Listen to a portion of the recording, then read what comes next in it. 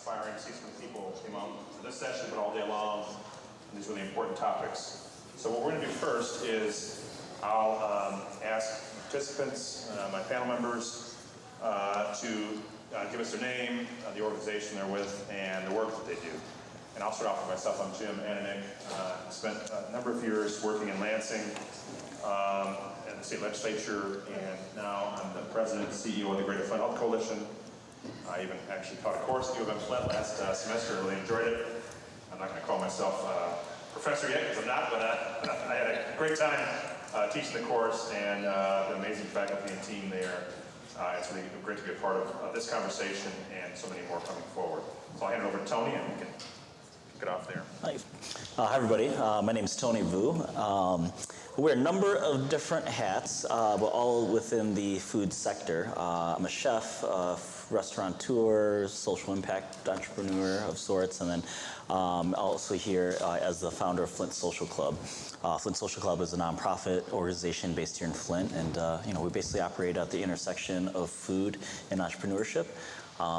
Very grassroots on the ground level, and we do our best to break down barriers and make it as easy and as accessible as possible to start up food businesses and careers. Hey everybody, my name is Farah. I'm with the Crim Fitness Foundation, and there I am our Director of Community Impact. And so a lot of folks know us for the race, that big wonderful race in the fourth Saturday in August every year, but we have a lot of other work that we do, and around physical, mental, and social well-being, all of which I'm excited to kind of talk about today, but I have the privilege of being able to support that work, and that's the kind of side of our organization. Thank you. Hi everyone, my name is Lucine, and I also wear a number of hats. The one that I'm wearing today is the Executive Director of the Arab American Heritage Council. We are a local nonprofit here in Flint. We've been around for 45-ish years, and doing a lot of great work in the community. Our number one service is our immigration program, so we have the only accredited immigration program in the county, and so we frequently meet with clients who are applying for citizenship or other non-citizen statuses and help guide them through the application process. And apart from that, we have our advocacy and civic engagement program and an arts and culture program as well. I'm also one of the founders of the Flint Alliance for Immigrant Rights, which I'm sure I'll be talking about today as well. Hey y'all, my name is Carma Lewis, and I am president of Flint Neighborhoods United. And like some of the others, I used to wear a lot of hats, but I got a little confused, so I wear the same hat regardless of what table I'm at. I'm there for the residents, the people that live in the neighborhoods in Flint. Flint Neighborhoods United is a coalition of neighborhood associations from all over the city that come together the first Saturday of the month, 9:30 a.m. at the Flint Public Library. We are not a nonprofit. I'll say that again, we are not a nonprofit. We are not competing against anyone. We are just here to share information with each other and to leverage our resources to improve the quality of life in our neighborhoods.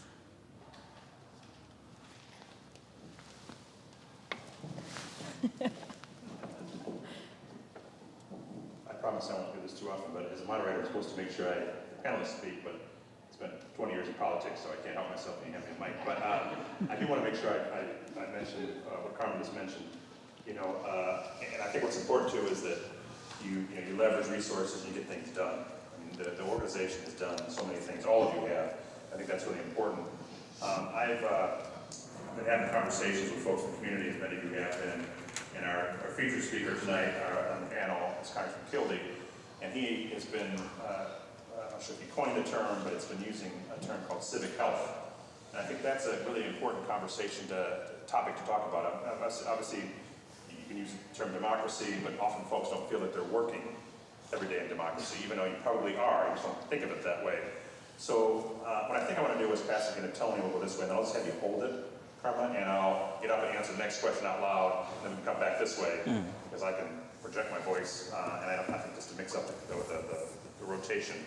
So basically, what I think is the question I want to ask, I think the audience would be interested to hear about is your organizations and the work that you do, whether you're wearing multiple hats or, as Carma mentioned, one hat in different jobs. How do you engage in what we would term democracy, or as I mentioned before, in civic health, civic engagement? And then how do you think your mission contributes to a democratic culture in Flint? Do you think goals such as access and equity or a more accurate record of local history contribute to an inclusive democracy in our region? And what practices are the most important in this work? So I'll kind of summarize it.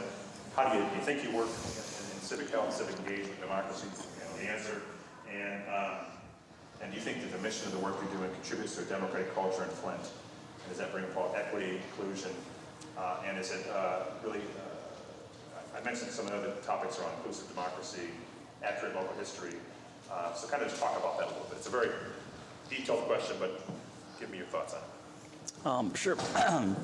So yeah, I would say, equity and inclusion are non-negotiables for democracy. At Flint Social Club, we spend a lot of our work on the ground, grassroots level, more than anything, working with community members who are more often than not locked out of, a lot of resources because of, just where they are in life. I mean, there's a myriad of reasons why. There's a real sense that, this world was not built for, black and brown people or people who are poor or lack the resources and things like that. And so, if we're not focusing on our most vulnerable, then I think that we're completely missing the whole point. We really have to lift each other from the bottom up. And so for us, as far as participatory democracy, a lot of what we do is we create things, we co-create things with our participants. We're in a privileged position to be able to receive resources from various funders and organizations and things, and are entrusted to redistribute those, that support. And so we intentionally try to do it in a way where we're not just trying to tell people that they need to come to this or rise up to this level to be able to participate. We take a much more broader, I would say, even more compassionate approach of understanding who our community is, what their struggles are, and we start there. And so, I think what we've had the most success with is, just kind of creating blank slates of opportunity. I'm a musician, and so I always kind of relate everything back to music. And so, if you think about it in terms of jazz music, there's always an A part, a B part, and then a C part, right? And between this kind of loose structure of different parts of a song, in between you have people taking solos and improvisation, and there's room to breathe and for magic to happen, so to speak. And so, I think that we try to take that same philosophy through our work, and that, we'll set up spaces, we'll set up kitchens, opportunities, things like that. There'll be loose structures for people to gather, for people to cook, for us to do our mentorship, things like that. But at the end of the day, what that ends up looking like depends on who shows up, and it changes over time as they gain more skills and everything. A perfect example would be our pop-up space downtown called The Kickback. We've had it for 2 years before it actually turned into what's going on there now. And initially, it just started as a space for the community. So we did everything from birthday parties to cookie decorating classes to actual pop-ups and art shows. And then over time, as the community started to see that this was actually a resource for them and that the barrier was broken, they could do whatever they wanted with it. That's when programs started to show up, people started to show up more, and the more interest, the more organizing that we had to do, and then it became a full-fledged street food readiness program, which we've been running all summer. So. Thanks, Tony. We're made it to the farmers market. I just wanted to say that. Now there was a transition from the university to the farmers market, so just thanks so much for being here and for making the transition over. With the Crim Fitness Foundation, and originally that started as a fundraiser for the Special Olympics, but since it's near almost 50-year history, we've really grown to encompass everything around kind of this idea of greater well-being for all. We believe that physical, mental, and social well-being are kind of the right ingredients to have an overall healthy individual and healthy community. And we do that through definitely events and programs, but also working toward policy, system, and built environment changes. So I come from a food systems background, so this example is gonna be about a carrot, but like I can teach you that it's important to eat carrots, right? It's good for your eyes and all these other health benefits, but if you don't have a place to buy that carrot, if you don't have a local grocery store, if you can't safely walk to that space in your neighborhood without a car, that's not really access. Like individual responsibility can only go so far. And so it's important if we're thinking about access, if we're thinking about equity, that we really increase the opportunities for everybody for democratic participation. And I want to also share that 60% of all health outcomes depend on where you live. And so where you live really makes a difference on the health of you as a human being. And so I wanted to talk a little bit about, like that's all sounds good in theory, but I wanted to kind of get specific about some of the work that we're doing at the Crim and related to this. And I wanted to kind of break it into two ideas of this physical, social infrastructure and social infrastructure, and how those are kind of the backbones for democratic life. And thinking of physical infrastructure that, we can't, what does it mean to be a part of public space? And so we did this, and some of you may have heard about this already, but the Better Block, at Better Block Flint, I don't know how many folks participated in that. Okay, I'm seeing some, thank you crowd, I thank you so much for the crowd participation. But that is really a community engagement tool to demonstrate policy system and built environment changes. So it's where we temporarily take over a place and live demonstrate what's possible there. So a couple of years ago, we partnered with a site, the former McDonald's, Coney Island, right at, kind of right by the Durant Hotel. It's now, nothing's there now, it's gone. The infrastructure's gone. But it's right north of where Saginaw splits into Saginaw and MLK. And there we demonstrated commerce, places for people to shop. We had vendors, we had demonstrated protected bike lanes, we had a stage and event space, and try to cultivate this like shared collective effervescence. But it wasn't just sort of this party, it was disguised as a party and a place for gathering where people can come and shop and experience things together. But again, it was a vacant space, so we transformed it, put something that was a little bit more attractive there, and got real engagement from our neighbors about, is this something you would like to see here? Is this better than what was there before? And then had some deep policy conversations as well. Really educated folks through visual displays and direct engagement activities around zoning policy, parking policy, cycling policies, and gave folks some talking points or experiences and data to kind of point to, so that the next time they're talking with their neighbors or their friends or even at city council, they're kind of armed with some more information about how to make it possible to live in the kind of place that folks want to live in, that we all want to live in. So the other thing I wanted to talk about is this idea of social infrastructure, and that how democracy is relational. It's about how we connect, about how we care, and how we co-create with each other. And wanted to talk about this program called Courageous Connections. This is part of our mindfulness programming at the Crim.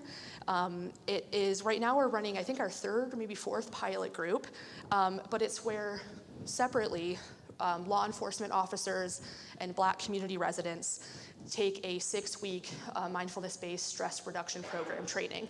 So they're trained in skills around reducing stress, improving performance, reducing burnout, communication skills, all those things that are really needed for your own kind of self-management, but also how you connect and relate to others.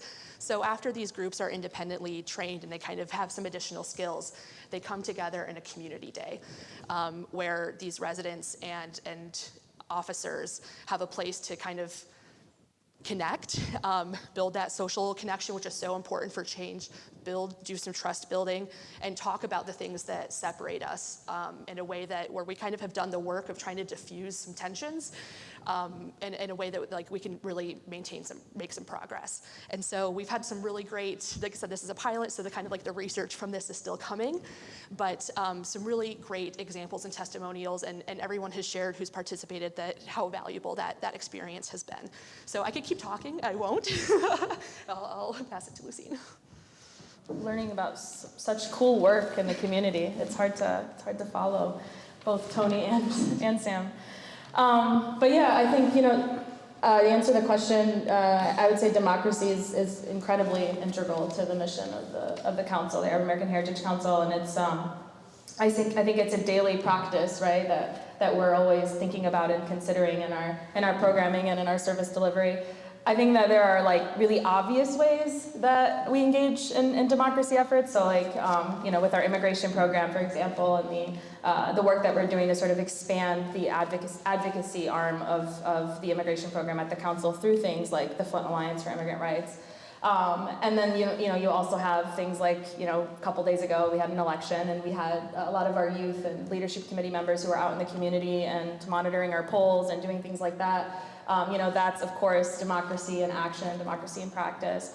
But then I think there are other ways too, and this sort of gets to your point, Jim, about how maybe there are more, there are often ways that we don't often see democracy in practice. And I would say that our arts and culture programming is democracy in practice, and we don't always think about it that way. But when we do things like our MENA Artist Showcase, which is now in its 4th year, I see that as democracy in practice. Like, this is a space that has never been cultivated before, created before here in the county. In many instances, artists, Arab and MENA identifying artists, have had to go to Detroit or Dearborn to be part of any space that resembles an artist showcase. And so to be able to create that here in Flint and now see from year to year not only artist participation increase, but even just the attendance of the community and people coming out to that, we're helping to tell the stories of our community while also uplifting their work, right? And it's probably one of my favorite events, so I'm a little bit biased about it, but it's incredible, and I think it is also an example of democracy in action. Another example I would offer too is the Wajood podcast, which was a storytelling project that was born out of one of our advocacy campaigns around the fight for data equity. To make a long story short, currently, if an Arab or MENA identifying person such as myself goes to fill out the census or any type of federal demographic collection form, there is no checkbox for me. Our community is aggregated under the white reference category.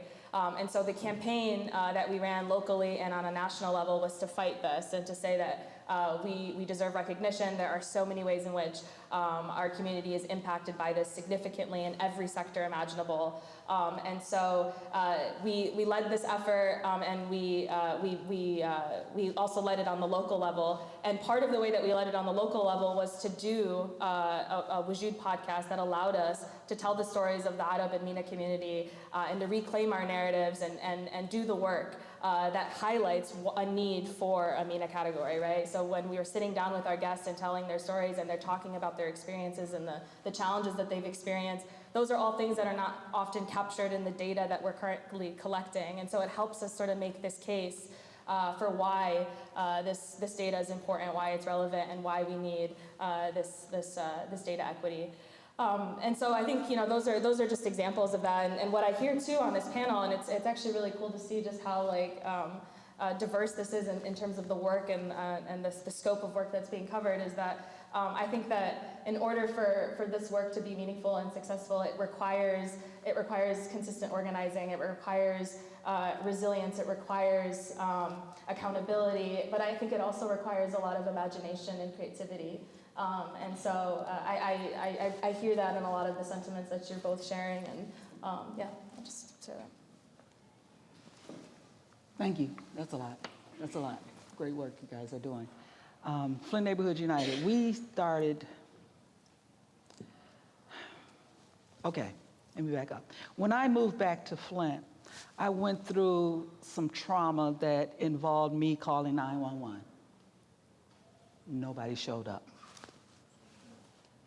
Pissed me Okay, so I ended up down there at City Hall, walking the basement, and that's when I noticed the difference. Flint was different from when I left. When I left Flint, I was in my late 20s. And when I came back, I was much older. And it was just different. And so I started asking questions. What needs to happen? I'm communicating with our law enforcement. Why didn't you not show up? And I'm being nice about it because I want these answers. And so it was our community policing. Because of the funding, GM left, and lack of funding, our community policing basically was dribbled down to one person. And so that's when I started asking questions about how can we do this? How can we do that? Because everything in our community had changed. I didn't like what I saw when I stepped outside my front door. So when there came that time to start a neighborhood association, I didn't have one in where I lived, in Civic Park. Did not have one. And so I was contacted about starting Flint Neighborhoods United. And because I was out there being nosy and trying to figure out what's going on, they asked me to participate in that. I preferred to stay in the background at that time. And so I'm not sure if you guys know her, but Miss Raynetta Speed, she used to be a county commissioner. She's the one that trained me to work with neighborhood groups. And mind you, at the time, I had a full-time job. So this was a volunteer position. And as time went on, I started to form these relationships with nonprofits, with the foundations, with everybody, because trying to figure out how are we gonna do this stuff that's old things done in a new way. Mm-hmm. Well, one of the things that we did with Flint Neighborhoods United, there was this young lady, or this lady that came to us, and the problem that she was having in her neighborhood was speeders, people driving too fast down the street. And so this is just an example of what we do. She brought that up at a meeting, then other people in other neighborhoods, yeah, we have that problem too. And so we talked about it, formed a committee, connected with Crim Fitness Foundation, and ended up purchasing a, what do you call that thing, that radar sign that tells you how fast you're going? End up purchasing one of those. And we were able to get them into different neighborhoods so they can collect the data to provide to the Flint Police Department to get somebody out there to start giving out tickets, and that did happen. Then we ended up, and I know how many live in Flint neighborhoods, in a Flint neighborhood? Have you seen those speed humps? That's what came out of that. We did that, and I'm proud of it. I'm proud of it. So that is the type of thing that Flint Neighborhoods United does. We listen. That's where residents have a voice. And another thing, through the water crisis, we have people in our community that kept complaining about the water. Nobody wanted to hear. They weren't listening. They didn't want us to say anything about it. Well, Flint Neighborhoods United helped to support those activists. And now we know what became of that. So that's what Flint Neighborhoods United is all about. That's how we use our voices for democracy. Hold on, I'll start with you. That's great. I think we heard, as you mentioned, sort of obvious ways that you're doing participatory democracy, and less obvious ways, but all of it impactful, and all of it really lifting up community voices. One of the questions I was going to ask, and I think you all answered it very well, was how does your organization approach community participation? You've done a good job of answering that, but how do you think,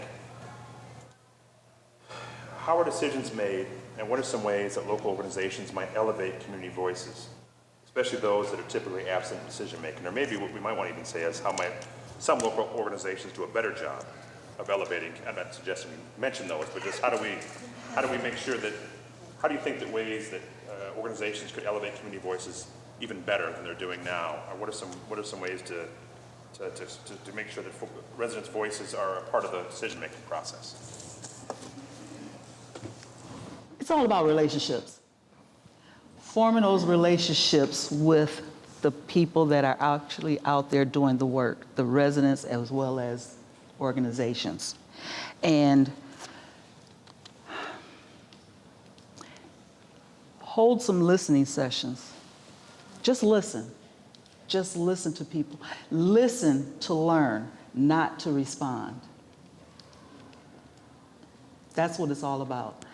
Because we hear people saying the same thing over and over and over again. Don't be afraid to listen. Just listen on a regular basis. Because people, when they come, when you say you're going to have a listening session or a town hall, people tend to bring everything that they have. And they bring that anger because they don't know when it's going to happen again. They don't know when anybody's going to listen to them again. With Flint Neighborhoods United, we listen to people. We give them that opportunity to use their voice. We don't get yelled at. We don't get cursed out because they know we're coming back the next month and we'll be there. That's what people need in this community.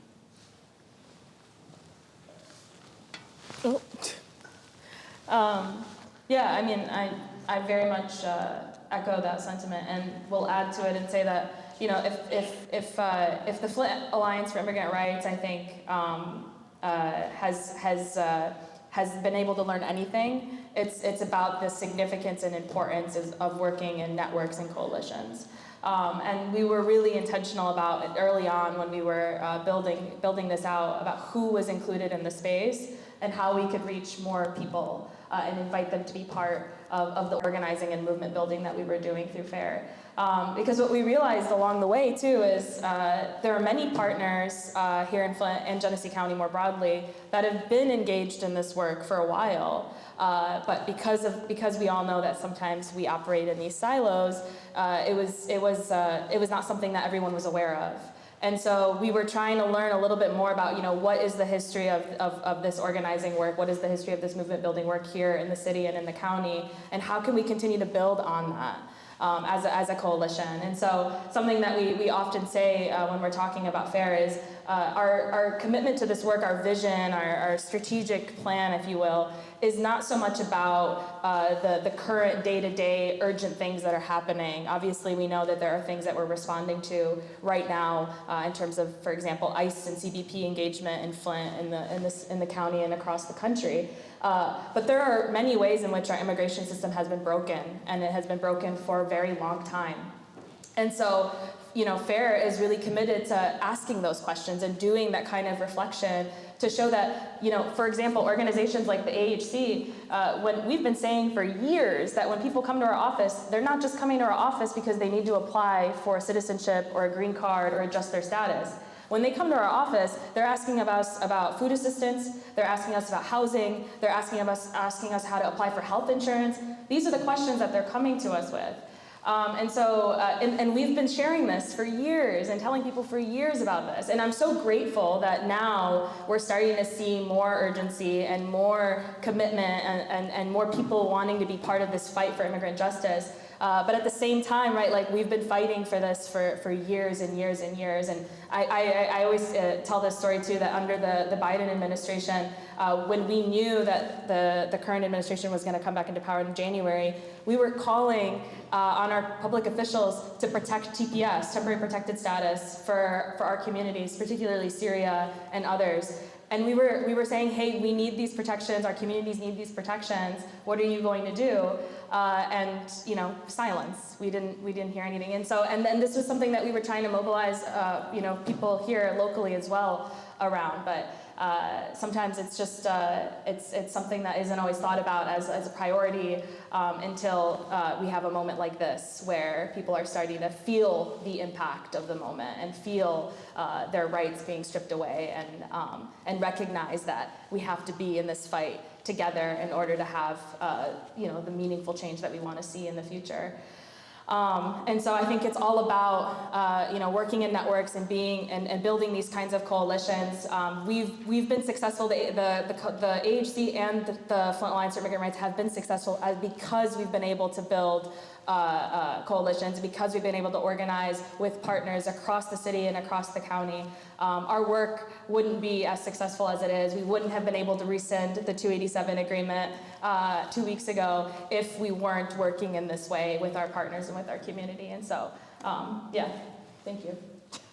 And yes, yay, 287 rescinded. I've said this before, but you guys do such an amazing job of sharing the message of your social media. It's just like outstanding, and I learned so much from everything you put out, so thank you so much. But yeah, and it's been shared a bit already, but thinking about kind of like how our decisions made, how we approach community participation, but coalition work for sure. And I don't want to belabor that. I'm just going to like third, fourth it, I don't know. But in addition to that, practices that we try to kind of implement or keep present are open source data sharing and sharing data back into the community. I mean, how many people have done a survey or done a community participation or engagement and been like, well, where does this go? Like, how frustrating is that? Does that motivate you to want to come back and participate and re-engage? It does not, right? And so really sharing data and information back to the community, and we can definitely, everybody can do better at that, but I think that is an important practice. Compensating folks for their work and contributions to projects whenever possible, I think is important. Co-education, knowledge sharing, not gatekeeping, and I want to kind of talk a little bit about a couple activities that Crim's doing right now around that kind of collective knowledge sharing that I think is really, really important. So we've kind of been doing these things that sound, they are fun, frankly. I guess what I'm hearing from this is like we like to have a fun kind of disguised as like engagement or something else. But we've been doing these like what we are calling see what's possible trips. So where we take a delegation of folks. So if I have an opportunity to go to a conference or to see a new place or to get gain some knowledge, it's great if I can go and bring that information back to the community. And sometimes that's the only resources we have available. But what's really amazing is if we can go as a group, or if we can get a delegation, or to try to, what I pick up from something might be different than what somebody else picks up from something. And kind of doing that collective knowledge gaining is an important community participation and engagement strategy. So a couple of examples. One, we had the opportunity, so Crim and several others, Tony is a co-chair as well, have led in our participants in the Flint and Genesee Food Policy Council. And so last year, we created a poster presentation and submitted it to be, for consideration for an urban food system symposium in Columbus, Ohio. We were selected, yay. But not only that, we were selected, we were like in the top 4 or 5, which meant that we got to present that poster to the whole group. And all the other poster presentations were fabulous and folks, and they were really informative. And even if it was a collaborative project or not, like one person went up and presented. Well, we do things a little differently, right? Like we were like rolled 4 deep, and we all, so instead of like where one person just went up, we all spoke. Because it's like, it wasn't just one person's effort, it was a collective effort. And that's what we were talking about. We were talking about our experiences of forming a food policy council, how we share decisions, how we're structured. And we didn't want to just talk about that, we demonstrated it kind of in real time, right? Which felt pretty symbolic. But it wasn't just we have 3 co-chairs and a secretary. It wasn't just us who went. We brought a delegation of about 12 folks to this symposium, which meant that we were bringing so much more knowledge back to our community. We were like amplifying all the different connections that were made there. But the really kind of fun part of it is like we took this big van down and we're all in it together. And I was with people who I hadn't met before, and we're spending 6 hours in a van together, building that trust, building that connection, and thinking of solutions that we can bring back and hopefully inspire some change in our community. Another example of this, and I'm going to pick on Joe because they're right in the front row here, but we did this year as well. We took a delegation of about 6 or 7 to the Congress for New Urbanism and Strong Towns Conference in Providence, Rhode Island. And there, Joe, who works for the city of Flint, participated in a breakout about crash analysis. It was a crash analysis studio. So it was about crash data and crash fatalities at certain intersections, and how really those are are preventable with some smart urban design. And so that kind of inspired Joe, and I'm going to butcher all this, so please just go talk to Joe after this, but inspired Joe to come back to the city of Flint and to pull a lot of crash data, and was able to find some like key intersections in our community where there's higher risk of fatality. So, and is actively working to change those and to make improvements in our community to literally save lives. So congratulations, Joe, and the city of Flint. But yeah. An example of, if we just went, or if one or two folks from our organization went, would have been fabulous, but it wouldn't have resulted in that, And so the power of this like shared learning is super important. The other thing I'm going to talk about real quickly, and I promise it'll be quick, is we don't know best. Like, I can design a program or think of a program for someone, but if it's not my lived experience, I don't know the best. That's not best practice. So it's this idea of really co-creating things. And a couple of cool examples about this is I talked about the Crim Festival of Races that happens in August every year, but the lead up to that, there's these amazing training groups that the Crim runs, and we've done that for years. But in the last few years, we've really tried to diversify those groups.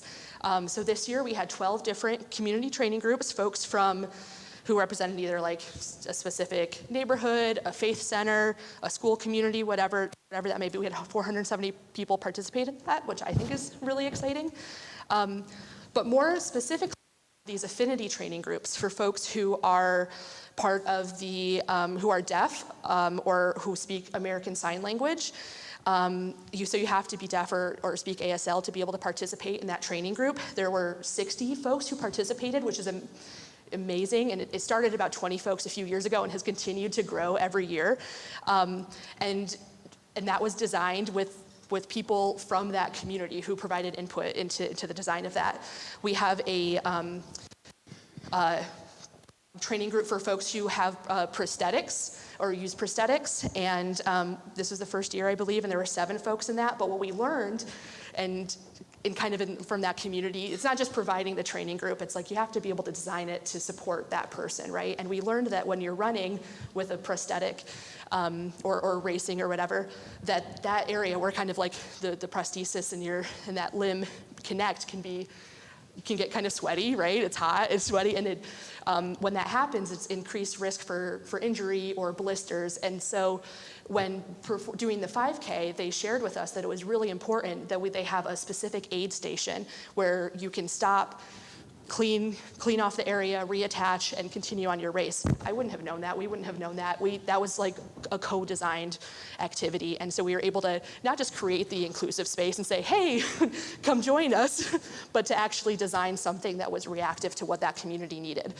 The last example of that, which I think is pretty cool, is we have a blind and visually impaired training group as well. 18 folks participated in that this year. We have a community champion, Sheila Fulmore. I don't know if anybody has worked with her before, but she, pardon me, and her and other folks of this group have really helped shape that community training group. So this is for folks who are blind or visually impaired.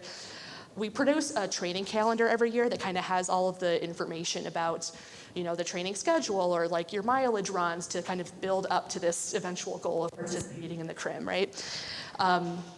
We learned that we needed to have a Braille training calendar, which we did, and then also a high visibility calendar. And that didn't just mean large font, which is a part of it, one ingredient. The other thing is that our training calendar has all these like colors, bells and whistles on it.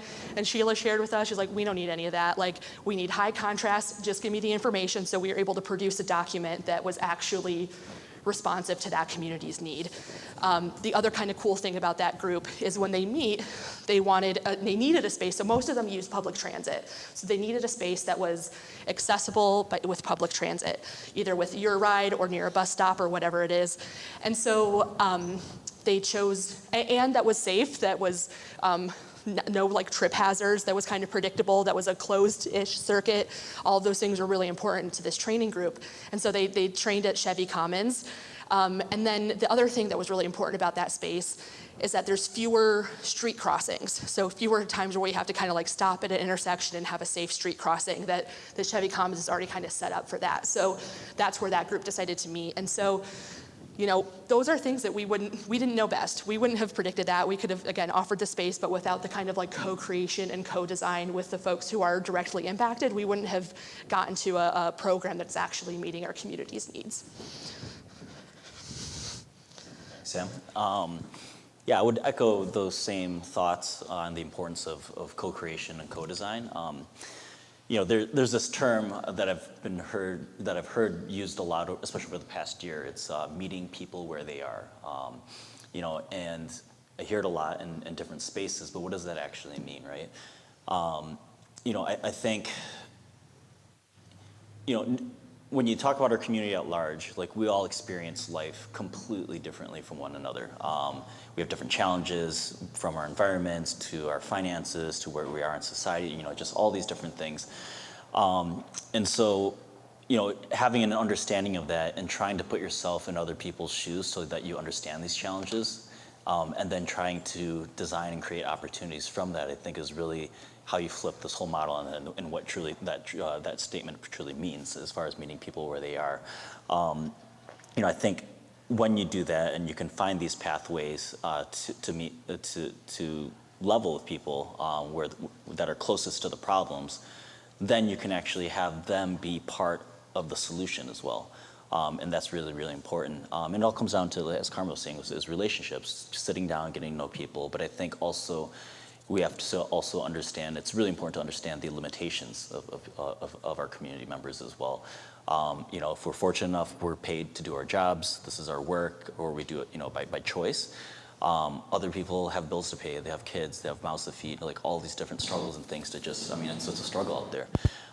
And so to be able to ensure that participation is being done to meet their needs, to be done on their terms, rather than ours, completely breaks down all kinds of barriers. And so, you know, how do you do that? You know, I think there's no like magic wand that we can wave that's going to be a solution for like everything, or is going to create a framework for everything. I think, you know, as somebody that is in this work, you just understand that it's dedication, it's hard work, it takes a long time and it never ends, but you just have to constantly work at it because the work is always constant. And you know, and as long as you can do it, you can be open about it, you bring people into the solutions, then that's how you build up coalitions, that's how you work with other people on these solutions, and that's how you get out of this kind of silo, because at the end of the day, we are a community. You know, I always thought it funny, you know, I travel around a lot, you know, and even far corners of the world where you wouldn't even think people knew of Flint, they know about us. And of course they know about us because of water. And the general reaction is always like, I tell people I'm from Flint, and it's just like, oh, like, you know, you poor thing or something, you know? And it's like, no, screw that. It's not like, you know, we have gone through so much as a community, whether it's, you know, like the automobile crisis, COVID, the water crisis, whatever it is. And, you know, I think there's this sense from the outer world that like our community needs to be saved. Like we don't have, like we're lacking of all these things, and so they need to come in and do these things, when the reality is with the least amount of resources and just the love that we have for one another, we have taken care of one another. We have helped each other thrive, and like that strength and power that I think is something that separates us from the rest of the world. So, you know, I think knowing that about us, being able to be and operate on that level is transcendental, I think, as far as our relationships and how we can work with one another. I think another huge thing is representation. You know, one story I can share is that I didn't realize that I had the biggest blind spot in the world. I felt like an idiot. It wasn't until I sit on the board of the Latinx Center, and it wasn't until I was on the board of Latinx that I realized that I didn't have any materials, any marketing, anything in Spanish. And by not having that, I was blocking out, you know, I was putting up a barrier to an entire, you know, East Side, you know, community. And so, I changed that. I started working more with Latinx. And our current cohort at Street Food Readiness is all Spanish speaking, and none of that would be possible if I didn't have a Spanish speaking coordinator. Her name is Mildred Zuccaro. She's amazing. She's a trusted person, a trusted voice and leader in the community. And she knows her culture really well. And so she's able to help us navigate some kind of cultural understandings and nuances and things, and is able to help co-design different programs of support and everything for that community as well. So I can't stress enough like how important representation, especially when it comes to leadership positions, are. And then finally, I would say, just really being able to listen and constantly listen. I think we're all very passionate about our work. We want, solutions. We think that these things are going to happen, but to be able to adapt as time goes on, as the community's needs change and everything is really important. For the longest time, I thought that building a food hall with, 4 shipping container food stalls as this kind of final stage for all the vendors and everything was, exactly what was needed. It's still going to be really cool if I can do this, but over time, I understood that just served a narrow purpose for 4 or 5 vendors, whatever, that were going to be able to come into that space. Through time, through working with people, and mostly minorities, including my own struggles, what I realized is that we all have to go down to Pontiac, Madison Heights, Detroit, Dearborn, wherever, to get our culturally relevant foods. And so opening up an international grocery store that brings all those products here, as opposed to having the hurdle of having to travel over an hour away to get these products, will be so much more impactful than just this food hall, whatever kind of thing. And so, it's things like that, that where, if you're on the ground, if you're listening, you're having the conversations, you're observing, and you have the experience even to kind of put all these things together, along with the coalition of different organizations that you work with. I think that's how you really understand how to read the room, do this, meet people where they are kind of thing, and just really be able to come up with creative solutions to it all. Thank you. International grocery store, is that an announcement coming up, or to be determined? To be determined, TBD. Thank you all, that was amazing. I'm going to summarize quickly: relationships and listening, authentic listening, meeting people where they are, lifting up people, not just yourself, but other people that you're participating with, co-creating, breaking down silos. Those are all amazing, I think, examples of how all of you, and how I think effective community participation, making sure that the community has part of the decision, not just saying that they're part of it. That's really exciting. Do we have time for another question or a wrap up? Yeah, okay, maybe, kind of relatively quickly, if we can. Is there, one of the questions I think is important, and you can add this to also like kind of your last thoughts on this topic, but what are some challenges you see in sustaining meaningful inclusion of diverse residents, participation, and promoting more open access? Have there been times when sort of the democratic decision-making process or community engagement felt messy? And what did you do to help overcome that tension?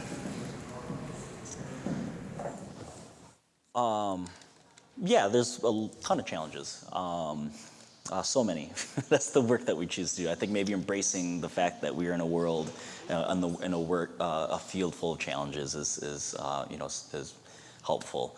I think some of the biggest challenges that I personally face is capacity would be one. For the longest time, I was a one-man show, and so I can only do so much.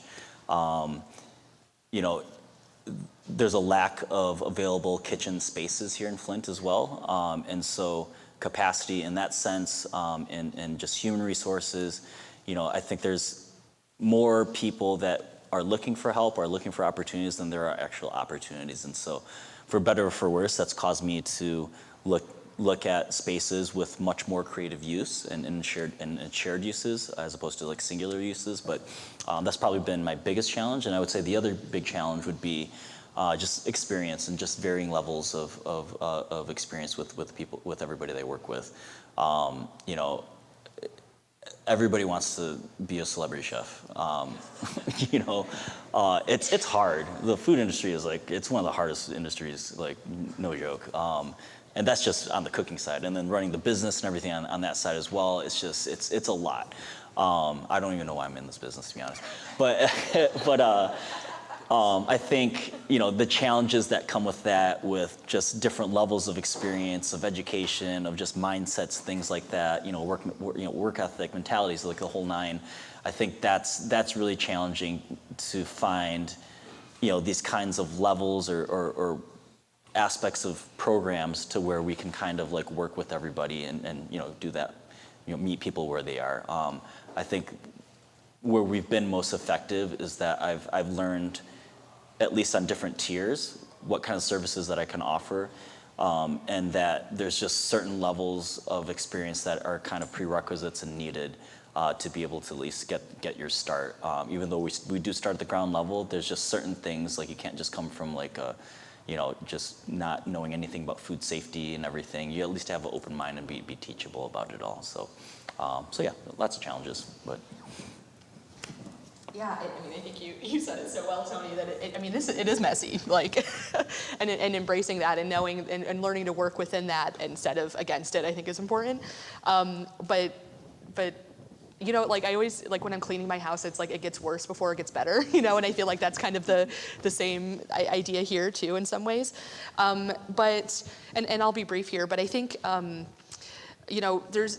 I think both consistent participation is a challenge and also like too consistent participation. That's like this balance of, to get some momentum, especially if I'm thinking of like a coalition or whatever. It's like you need people to kind of like consistently show up and to kind of, you don't want to be like reintroducing the topic every meeting or whatever, right? You need some consistency to move an agenda forward. But there's also a frustration of like when it's the same people, right? And you go into every room or into every coalition and it's the same folks, which is great. It's like some dedicated folks and God, Lord knows we need you.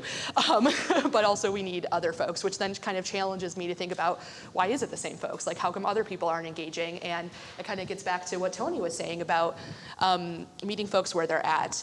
And it's important to,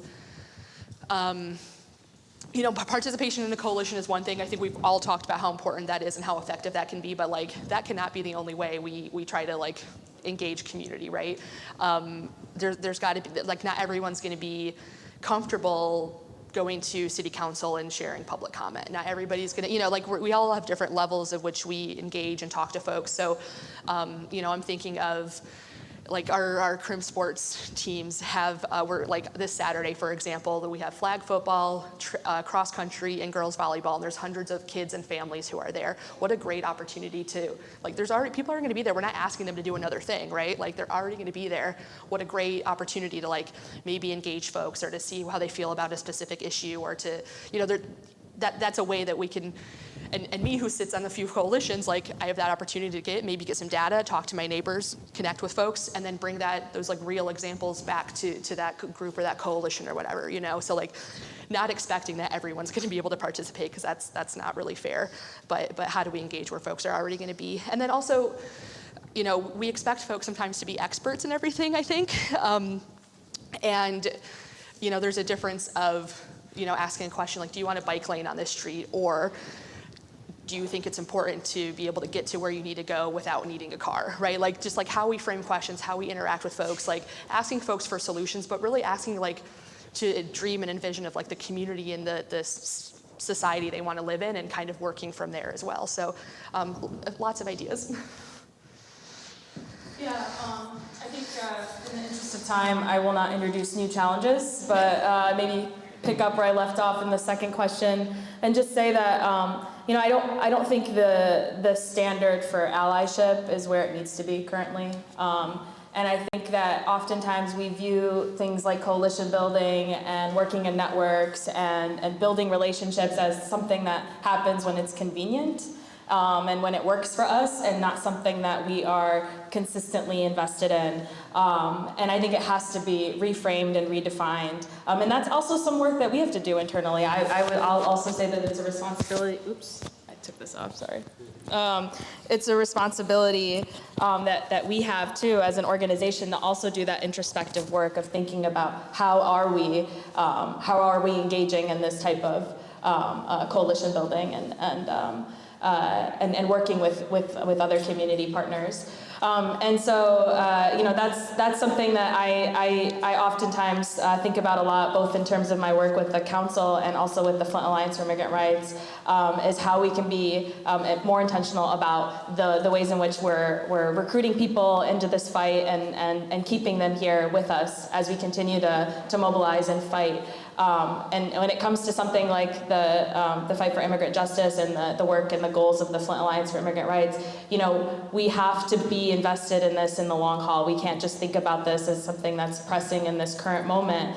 We have to think about all the ways that these partners and this coalition will exist, not just tomorrow, but in 5 years and 10 years and long after that. And so what we're hoping to do is plant the seeds for something that we'll see, continue to grow and build and be successful down the line. And that takes a lot of rethinking, reframing about the way that we currently engage in this type of work. So I'll make this quick. I am willing to work with anybody in this community that's ready to improve the quality of life in our neighborhoods. Now, the biggest challenge is our political climate here in the city of Flint. It's a problem. It's a huge problem. And because I am supportive of the good work that people are doing, if I don't share the good work that a politician is doing, a lot of that is because of the negative work that they're also doing. So I tend to step back and try my best to stay out of the drama. That is the challenge.